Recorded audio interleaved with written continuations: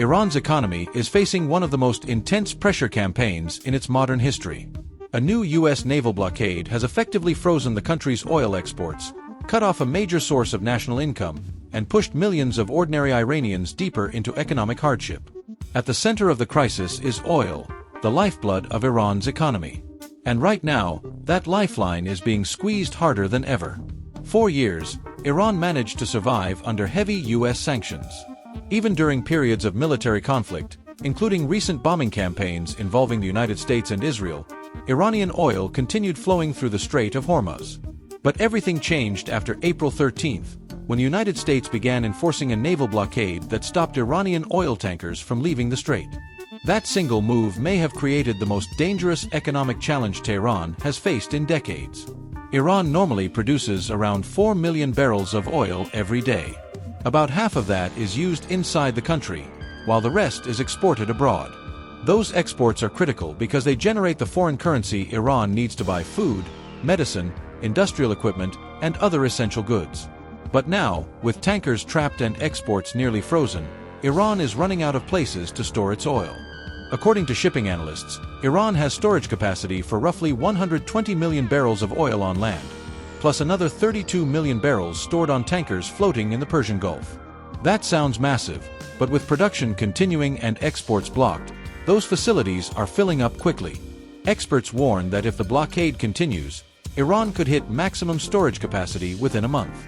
And once storage is full, Iran faces an even bigger problem: shutting down oil wells.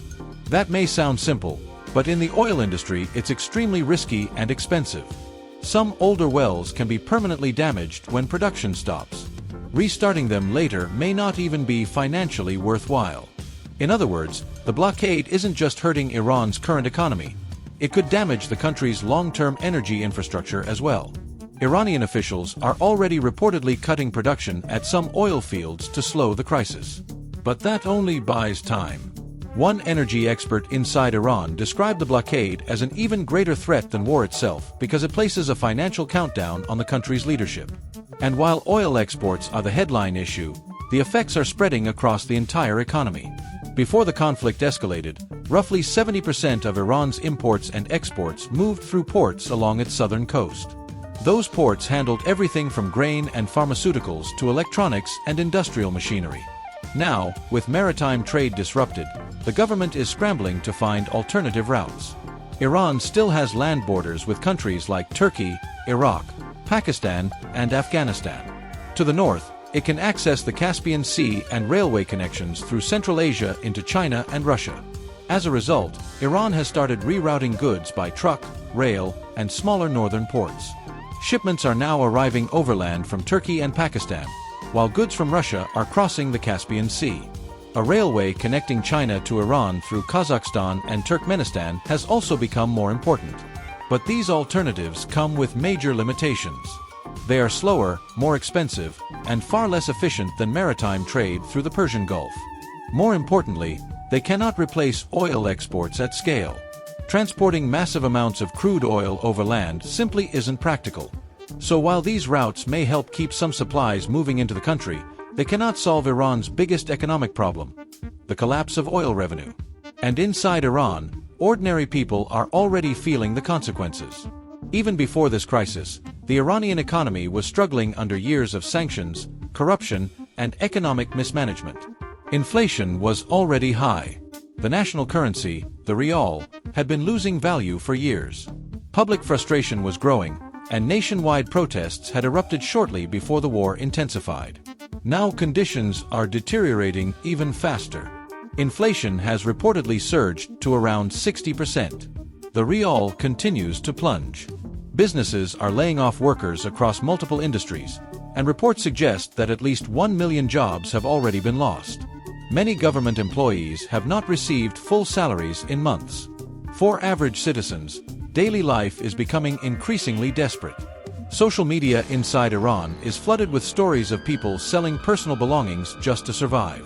Some are crossing borders into neighboring Turkey to buy basic cooking oil and other essentials.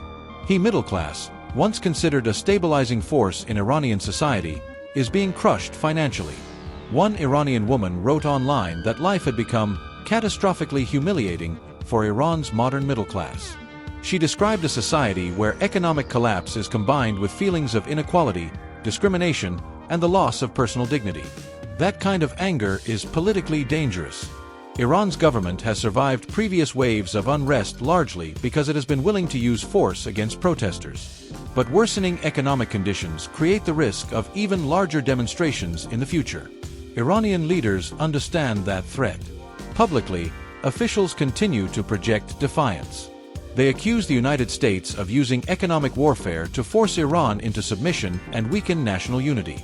Government figures insist the country can endure the pressure, even while acknowledging that conditions are becoming severe. And that brings us to the bigger geopolitical question.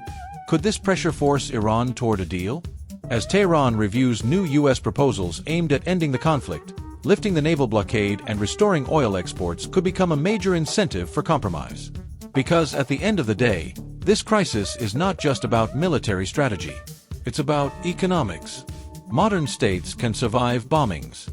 They can survive sanctions for years. But when a country loses the ability to sell its main export, import critical goods, stabilize its currency, and pay its workers, the pressure becomes existential.